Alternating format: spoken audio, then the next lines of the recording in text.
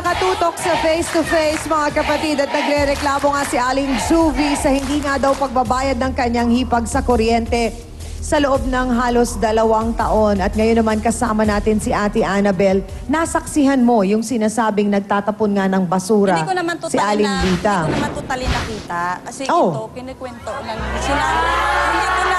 Akala ko ba ay nakita mo? Hindi naman po totally na nakikita ko talaga sakto. Sakto na binabato niya kasi gabi po yun Ito, sinusumbong niya sa akin kung anong ginagawa nito ni Ate Lita sa kanya. So ano pong sinusumbong sa inyo ni Aling Juvie? Ginagawa nga yun niya, minsan nagwawalis, ang alikabok sa kanya pupunta. Magkadikit ba ang bahay nila? Magkaharap? Hindi, yung tindahan po nito, doon po yung tindahan din ni Ate Lita dati niyang bahay. Okay. Tapos sa pag magwalis siya, ang alikabok sa kanya lahat pupunta. Siyempre, nagtitinda rin. So pakiramdam mo, Ate Juvie, sinasadya yun ni Ate Lita. Gaano kadalas niya yung ginagawa? Lagi po niyang ginagawa yun. Babatuhin po niya ako ng balat ng kanyang saging. Opo. Babatuhin ganyan, ano na naman yan, hindi ka iimik. Sasabihin na lang ng mga kumakain sa akin, hindi, okay lang yan. Wala naman sa akin yan eh. Ganun na lang ang sa akin. Kasi siyempre, proteksyonan ko yung kumakain So sa nung akin. naikwento sa iyo, Ate Annabel, ni Ate Juvie, anong ginawa mo? Pinilit mo bang kausapin si Aling Lita? Hindi po, hindi ko naman kasi, ayoko naman kasi makisali sa away nila Oo. magkahipag. Kasi labas naman ako dyan, hindi ko naman kadugo po yun sa akin. Pinapayuhan ko lang siya. Sabi ko, hayaan mo na lang, huwag mo lang pasinin kasi naghahanap ng away yan. Kasi mahirap na rin kasi magpasok sa gulo Merong naging pagkakataon, Aling Lita, na pinukpok mo ba ng bote si Aling Juvie? Ay, hindi. Hindi ako namumukpok ng bote.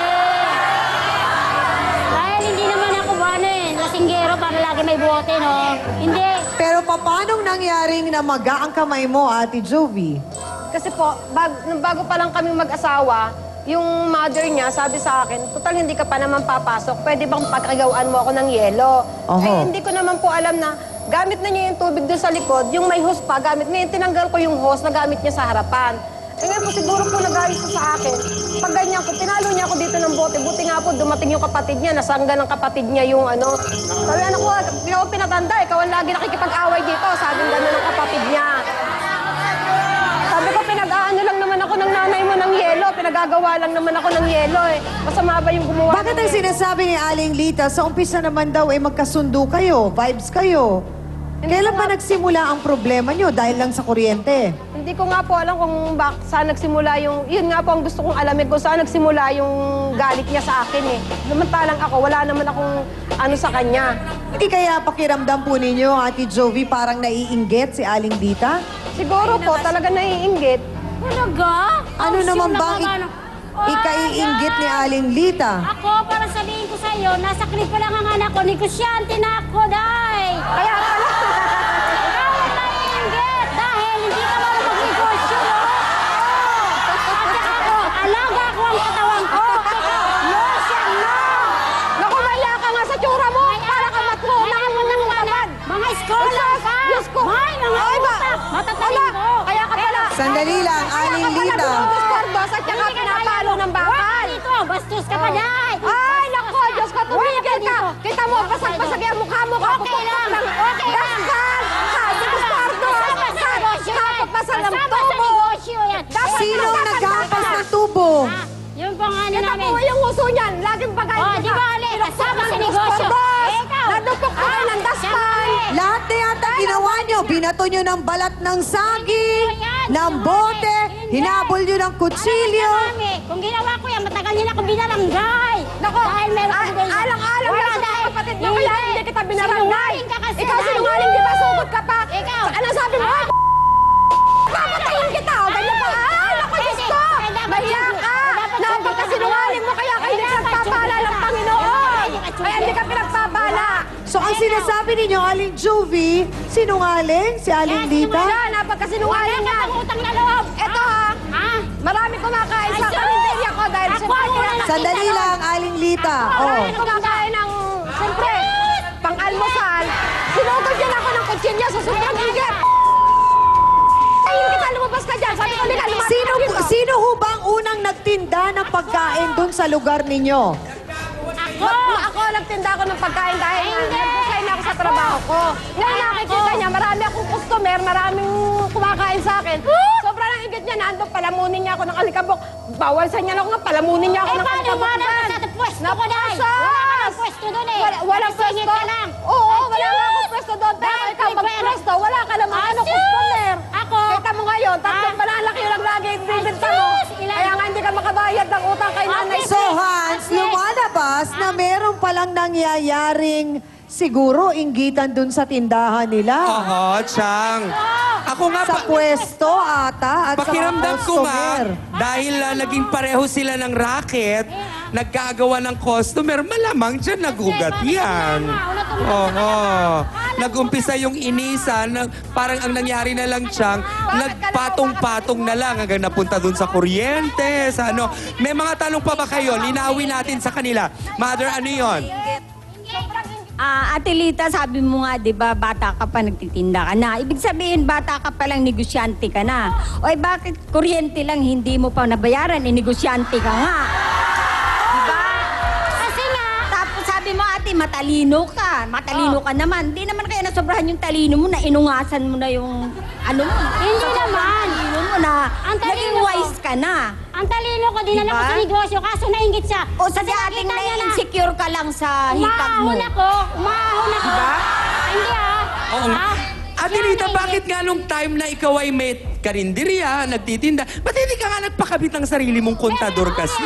Meron. Lately lang to 2008 lang ako sa kanya. Nung may karinderya ako, wala akong pakialam sa kanila. Sila pa nga ang nakikisakay sa tricycle ko eh. Ngayon wala na. Gusto ko lang malaman, Dr. Camille, kadalasan nangyayari ang ganitong problema kapag ka ang isang, kunyari, kapatid mo nag-asawa na, hindi ba? Tapos yung kapatid mo na yon, malapit ka, tutulungan ka, kino-question ng asawa yung pagtulong siguro o baka ikinasasama ng loob o hindi lang masabi sa tamang paraan ni Ate Jovi, gusto naman niya na tulungan niya si Aling Lita, pero parang naiinis siya kasi nga usapan ay usapan na magbayad ng kuryente. Una-una, pag nagkaroon ng twist of fate, Oo. na tinatawag na parang ikaw yung dating angat, tapos ngayon sila yung nagkaroon ng ganito, ang chances are, kumisan yung iba, hindi nakakayanan na ma-express na tama na gusto man niyang tulungan yung isa, baka ang sasabihin isa ay mamasamain. Kaya nagkakaroon ng problema sa ganito na lalabas na inggitan pero actually hindi naman talaga naiinggit. Nagkakaroon lang siguro ng pagkakataon na ang isang tao na sabihin natin nagkaroon ng frustrations ay naiproproject niya ng mali yung kanyang frustration kay Aling Jovi. Kaya nagiging ganyan na mas madaldal siya, mas masalita siya, nagsasabi siya ng mga pangako pero wala naman siyang binabanggit na kung kailan eh. Puro pangako lang. Kung Yun nga, napapansin mo. nabanggit mo ang pangako, Dr. Camille. Isa yan sa paboritong ugali nating mga Pilipino, hindi ba? Ang mangako. Bakit ba talagang ang dalas may nangangako pero hindi naman tinutupad ang pangako? Actually, pag titignan mo, no, akala ko nga nung una ay parang sabihin na natin pag-uugali siya. Pero siya ay innate na ano natin, na behavior ng isang tao, lalo na kung tayo ay isang taong nagigipit, taong sobrang masayahin, taong nagagalit, or sabihin na natin ay marami tayong frustrations. Ang tendency kasi sa isang tao, pag doon mo kinausap ang isang tao na habang nagigipit or kaya naman sobrang saya na, uy, pahingin balato ha, sasabihin ganun, oo, sige, pag dumating, ganun. Pero actually, 90% yon ng mga tao, ganun ang sinasabi. Pero everything, lahat ng tao na nagsasalita based on emotions, walang natutupad. Kasi ang pinairal doon, emotion, hindi siya nagre-register sa utak. Marami pong salamat, Dr. Camille.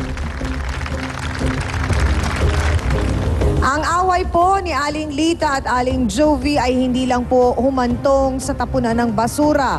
Sila nga rin daw po ay nagkasuguran na, nagsabunutan at sumbatan. At upang ikwento po kung sino nga ba ang unang nanugod, narito po si Aling Girly Rosales. Pasok!